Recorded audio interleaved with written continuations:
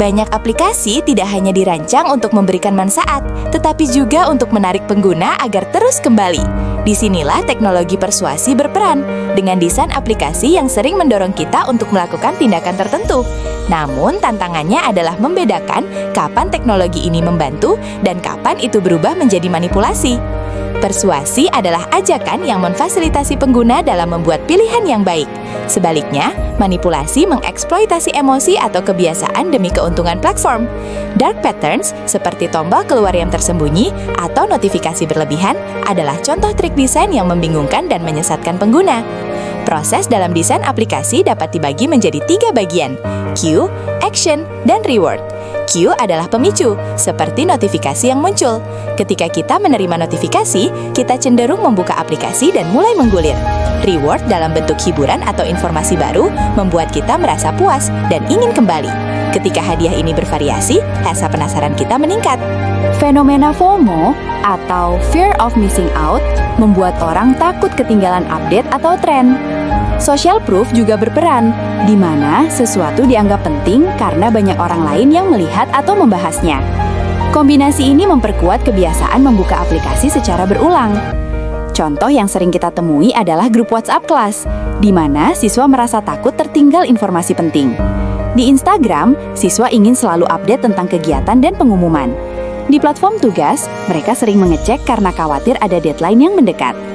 Informasi dapat tersebar dengan cepat, dan koordinasi antar siswa menjadi lebih mudah. Namun, ini juga dapat menyebabkan kecemasan, distraksi, dan kesulitan dalam mengatur fokus belajar. Kita perlu bertanya pada diri sendiri, apakah semua desain yang membuat pengguna betah itu salah? Bagaimana membedakan desain yang membantu dari yang eksploitatif? Sebagai profesional pendidikan, penting bagi kita memahami bagaimana teknologi membentuk perilaku kita. Belajar tentang teknologi bukan hanya soal cara kerja sistem, tetapi juga dampaknya pada manusia.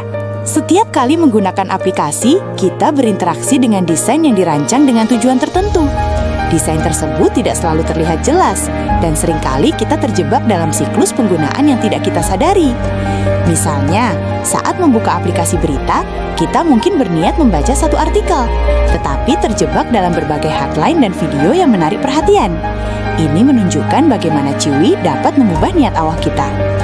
Di dunia yang semakin terhubung, kita harus mempertimbangkan tantangan sosial dari desain ini.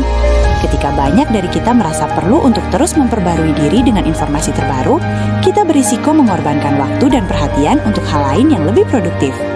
Ketergantungan pada aplikasi ini bisa mengarah pada pengabaian interaksi langsung dan pengalaman nyata yang penting untuk perkembangan sosial dan emosional. Jika kita mempelajari perilaku pengguna, kita akan menemukan adanya tekanan untuk selalu tampil baik di media sosial. Ini menciptakan siklus di mana orang merasa perlu terus memposting dan berinteraksi, bukan karena keinginan mereka sendiri, tetapi karena dorongan dari lingkungan sosial.